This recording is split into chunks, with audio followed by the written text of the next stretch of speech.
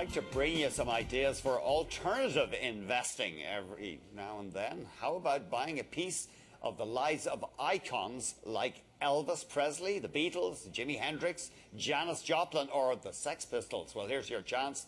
There's an online auction coming up on January 19th. You can bid for memorabilia connected to these rock and roll legends. Here to tell us more, Bobby Livingston, VP of Sales and Marketing at RR Auction. Great to see you, Bobby. Great to see you too, Andrew. How are you doing? So, very good. Thank you very much. So people can sign on. Where do they go online to find out about this auction and potentially to bid?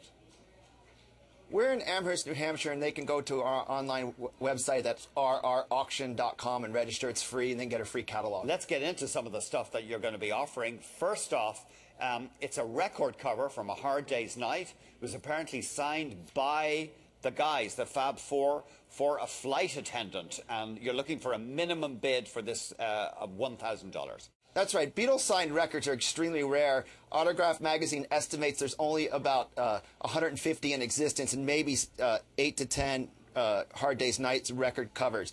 The thing that makes this really unique is that it's signed on the front. Most, if you remember, record covers in the old days were laminated with wax, and the Beatles always signed them on the back. We estimate it to probably go for around $20,000. Do the Beatles just not like signing records, or why was that? You remember, Andrew, they took over the world. They were accessible in 1963, where they actually would sit with fans and sign for them. But after that, once Beatlemania hit, there was hundreds of thousands of people waiting for them every day outside their airports and their hotels and their concerts. They just couldn't sign. They became insulated. They actually had their road manager, Neil Aspinall, sign a lot of their autographs. Many of the autographs that we see that came from policemen in New York City that when they were here for Shea Stadium are all what we would call secretarials or Neil Aspinall signatures. Secretarials, okay, and there they are getting on that flight, 1964.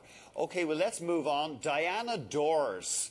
Some of our British viewers will remember her. She was a bombshell, a blonde bombshell actress.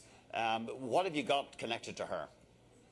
Well, it's an incredible, as you know, the Sgt. Pepper's Lonely Hearts Club Band is been voted by Rolling Stone magazine as the most famous album cover of all time. And we have the wax figure that's right in the front row with the Beatles there on the Sgt. Pepper album, the blonde that's looking off to the side. That's the actual wax figure that Peter Blake used.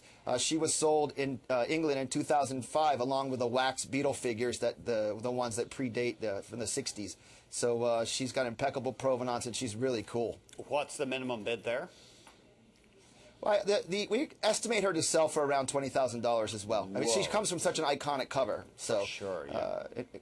Incredible piece. Now, you have some bobbleheads of the boys themselves, Beatles bobbleheads. Can you tell us about those? That's right.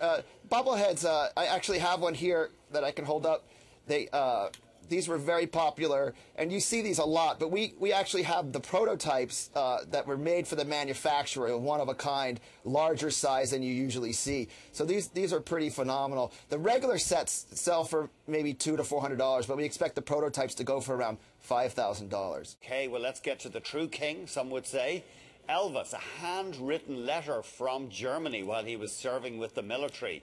As we said, we've been selling signed autographs and letters for 30 years, and we've only seen one other Elvis letter ever handwritten. He didn't write a lot of letters. Everything was written by other people. So when you see something in his hand, it's great. This has great content where he's talking about coming back to Hollywood and getting back into the recording studio and making movies. A fantastic piece. That particular letter should be in the mid-5 figures. He says in the letter, "I can't wait to get back to the States." Yeah, it's phenomenal. Anything by Elvis, has a lot of interest to our clients, which are mostly baby boomers with disposable income that love buying nostalgic things like this. So we've been seeing very high prices on items like that. Let's get on to something that I know our own Paul Bagnall, one of our reporters here, would be very interested in. 7 harmonicas owned by the great Dylan. Yeah, we got these harmonicas. They originally came from his road manager, Cesar Diaz, and you can see that Diaz has put the keys on each harmonica in his own handwriting. These are all stage played by Bob Dylan himself. What makes these valuable is that they're not commercially available. Anything that has provenance to being used on stage by such an icon has great great value. We estimate those to sell between $8,000 to $10,000 for the whole set.